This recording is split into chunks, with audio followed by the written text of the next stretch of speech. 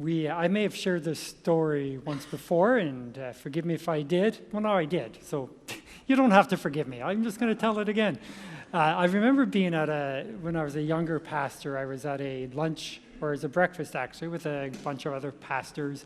And it was around Christmas time. And this one sort of seasoned veteran pastor, well known in the community,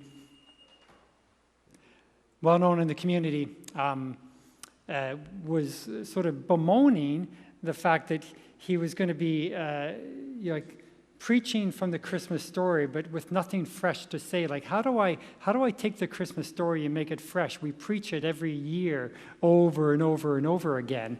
And in my mind, I thought, well, maybe you just don't have to. Maybe we just need to be reminded of the story. Well, this morning on Thanksgiving, I'm going to be preaching this morning from a passage of the portion of Luke's Gospel that is probably being preached in thousands of churches across Canada on Thanksgiving Sunday. And you've probably heard it before, and perhaps there's something new for you this morning, or perhaps you're going to be reminded about the importance of gratitude in our lives, gratitude towards God. And in either case, it's a good thing. Something new or a good reminder. I'm going to invite Darlene to come up and read from us from Luke 17, a very familiar story of the story of the 10 lepers.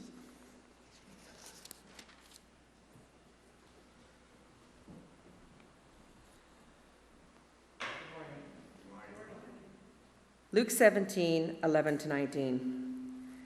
And it came to pass as he went to Jerusalem that he passed through the midst of Samaria and Galilee. And as he entered into a certain village, there met him 10 men that were lepers, which stood afar off. And they lifted up their voices and said, Jesus, Master, have mercy on us. And when he saw them, he said unto them, Go show yourselves unto the priests.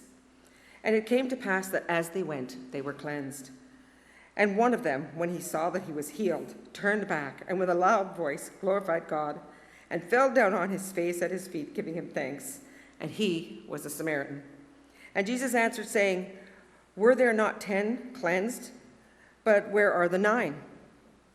There are not found that returned to give glory to God, save this stranger. And he said unto him, Arise, go thy way, thy faith has made thee whole. Lord, add the blessing to his word today. Amen.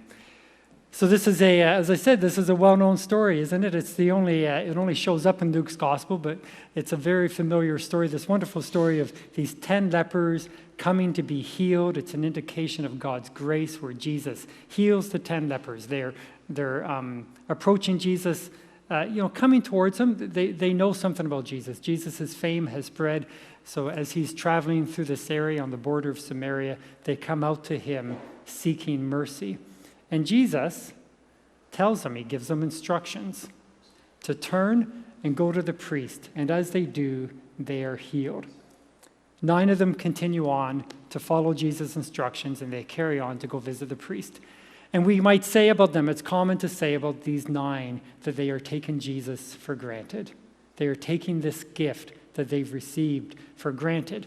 When we talk about taking somebody for granted, we probably resonate with that in some way. We might have experienced that in our own lives, maybe in a relationship, or maybe like an interpersonal relationship, or maybe as an employee, you feel like you're being taken for granted by an employer. The definition is simply this: if you say that someone takes you for granted, you're complaining that they benefit from your help, effort, or presence without showing that they are grateful.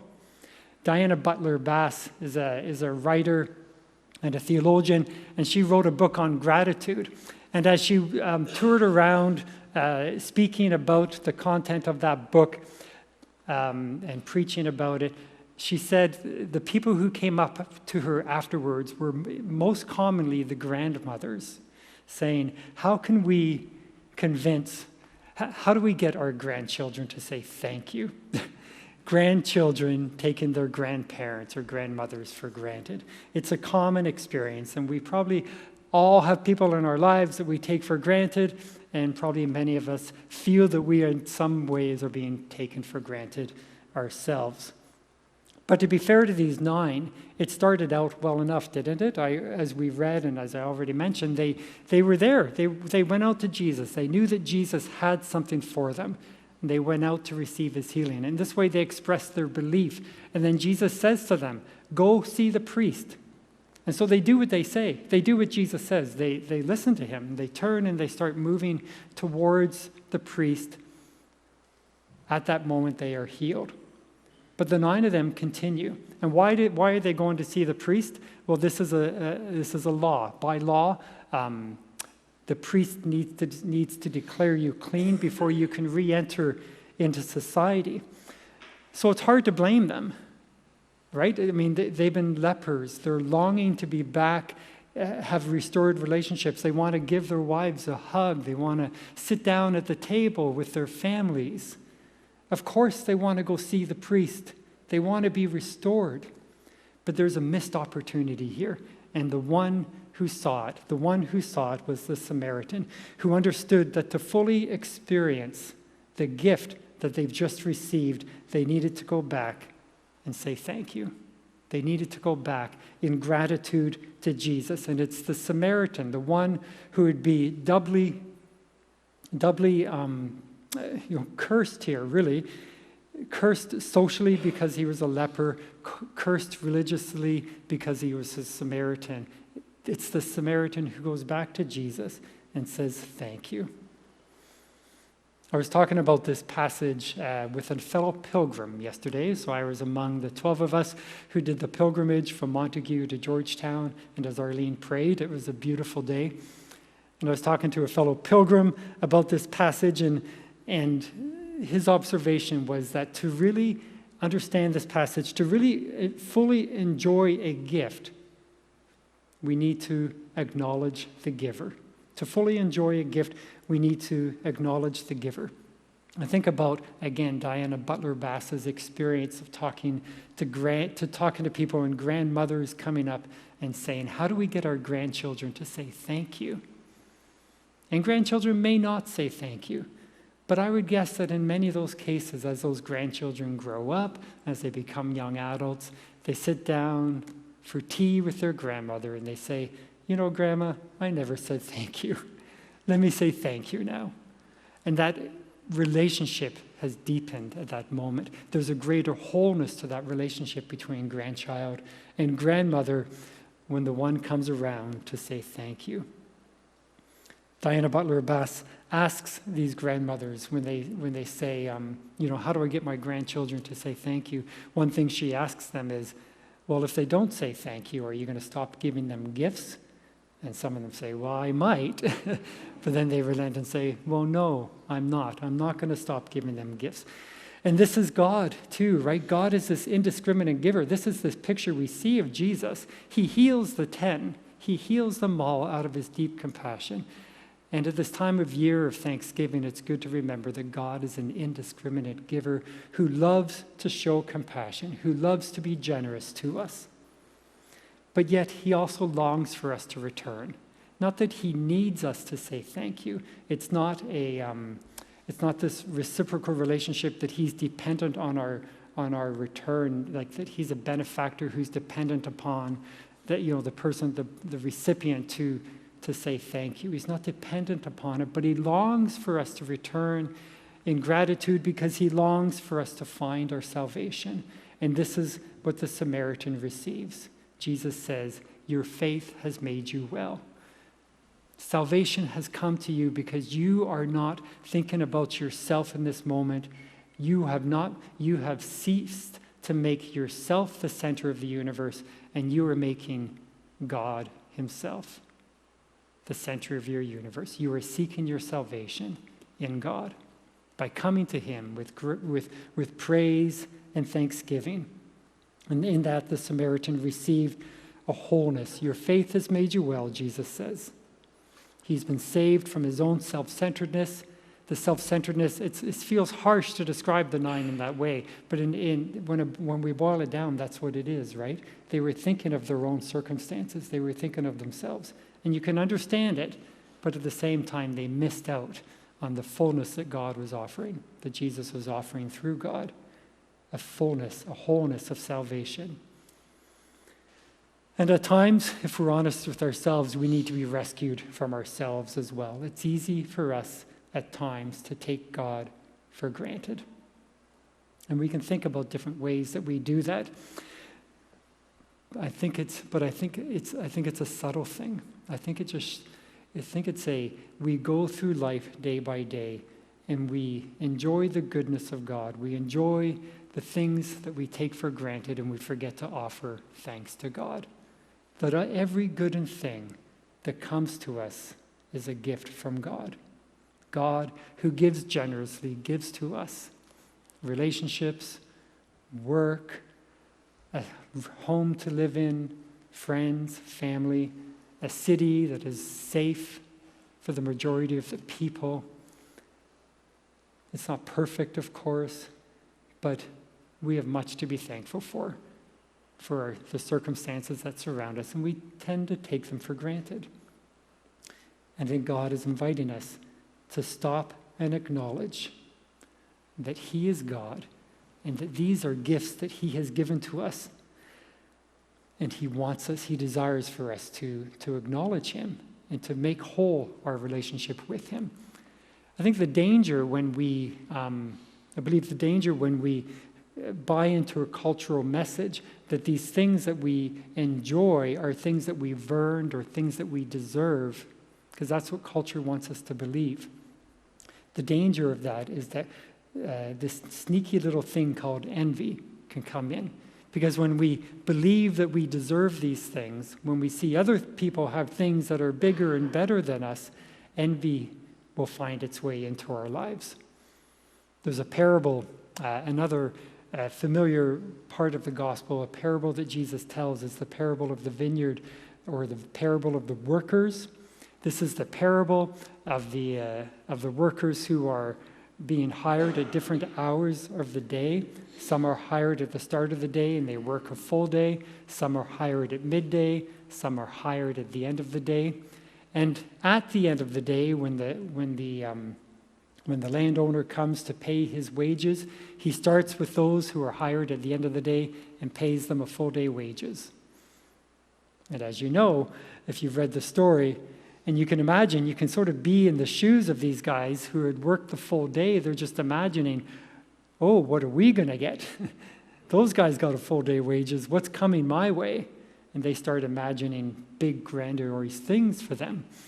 I tell you, I used to work at a inner city agency in Edmonton called the Bissell Center, and one of the programs that they ran, and maybe still run, that I helped out with at times, was a day labor program. And if this happened in that setting, there would have been a riot. People would have looked at that and they could not have been happy for themselves or for the other.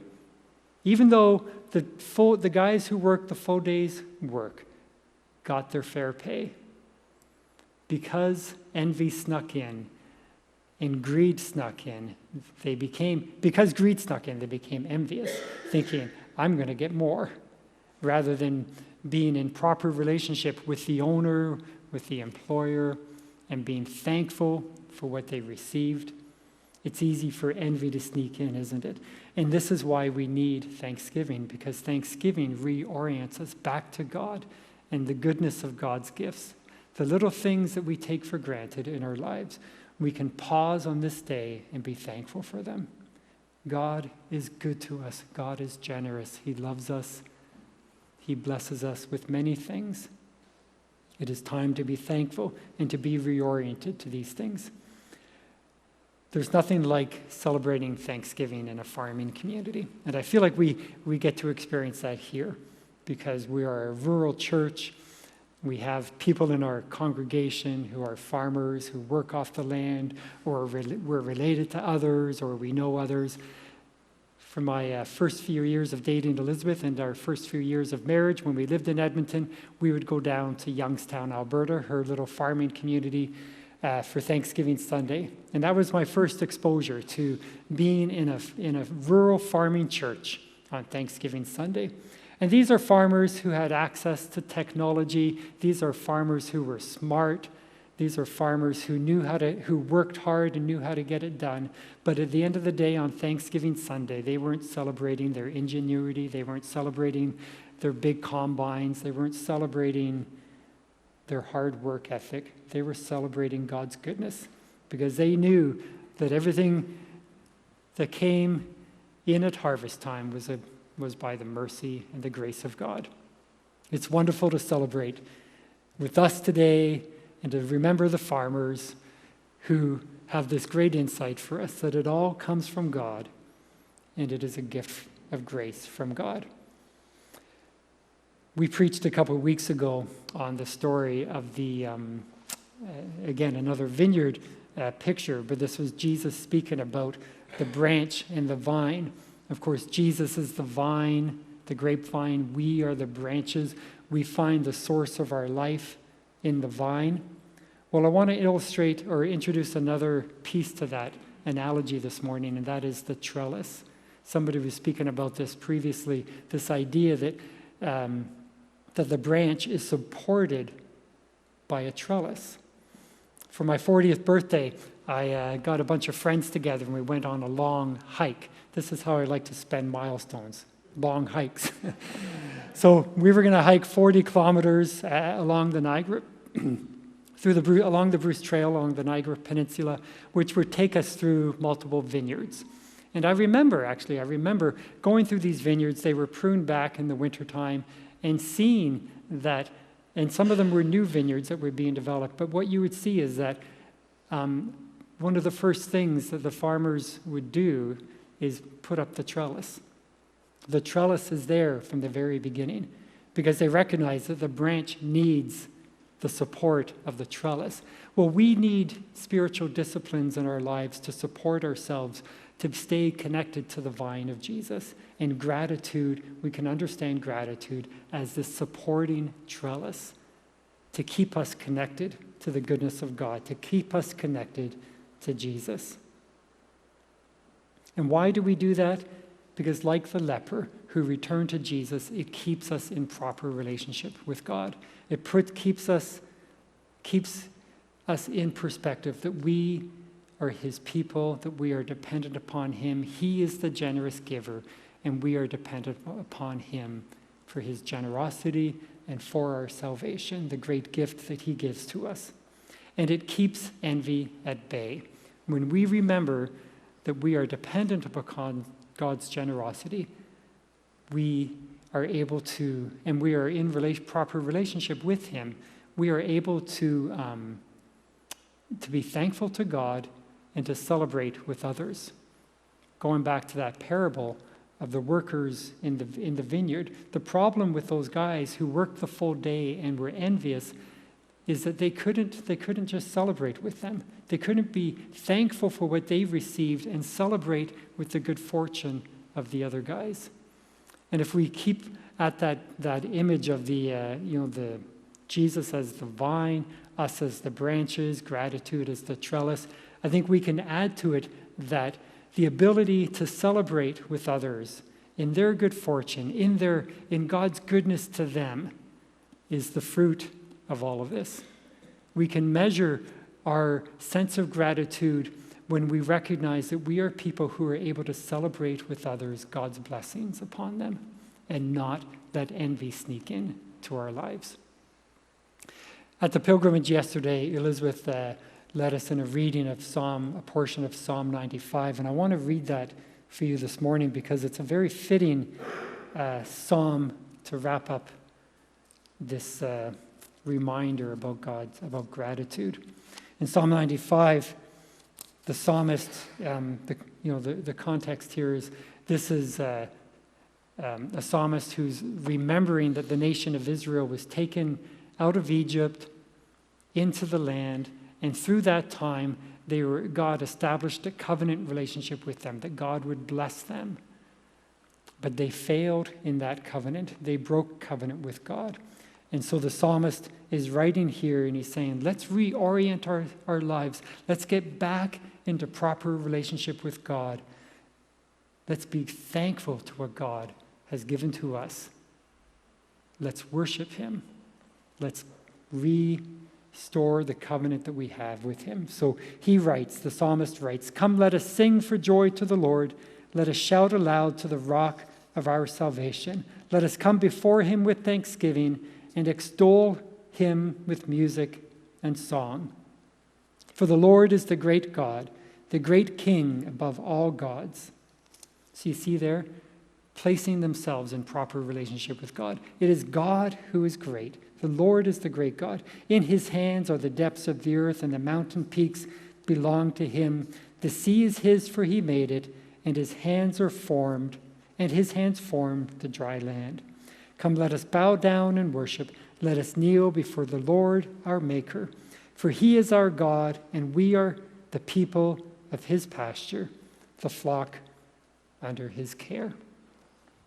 One of the ways that we do every week here at Montague Christian Church to remember who we are before God is we celebrate communion.